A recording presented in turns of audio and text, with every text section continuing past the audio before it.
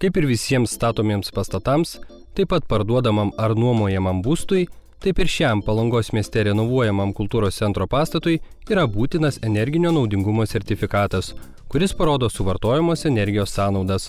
Mes esame Palangoje, vasaros estradoje, dabartinėje naujoje Palangos kultūros koncertų salėje. Šis pastatas yra unikalus su tuo, kad jis yra ovalo formos ir jisai buvo suprojektuotas pasiekti energinio naudingumo klasę C. Bet užsakovui ir rangovui pakeitus projektinius sprendinius mums pavyko pasiekti aukštesnę klasę ir išduoti energinio naudingumo sertifikato B energiniai klasiai. Tikslų energinį naudingumą galima nustatyti tik nuodugniai ir smulkiai įvertinus visą projektą bei kiekvieną jo detalę.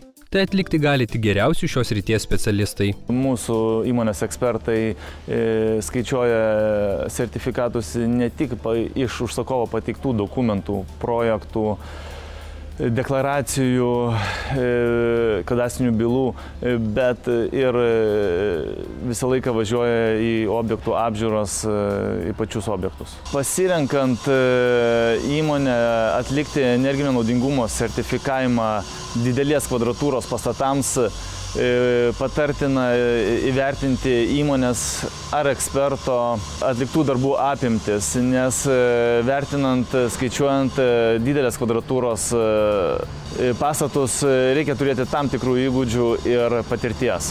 Energinio naudingumo sertifikavimas – tai procesas, kurio pats pastato savininkas įvykdyti negali. Todėl geriausia, kai tokius darbus atlieka didelę patirtį visame statybų sektorėje turinčios įmonės. Be energinio naudingumo sertifikavimo mūsų įmonė atlieka energetinius auditus pastatuose, atlieka energetinius auditus įrenginiuose ir techniniams procesams pramonės įmonėse. Pridavinėjame baigtas ir nebaigtas namų ir visų pastatų statybos inspekcijai, organizuojant komisijos atvykimą į objektus ar gaunant statybos užbaigimo deklaraciją, bei vykdome visus bendrastatybinius darbus.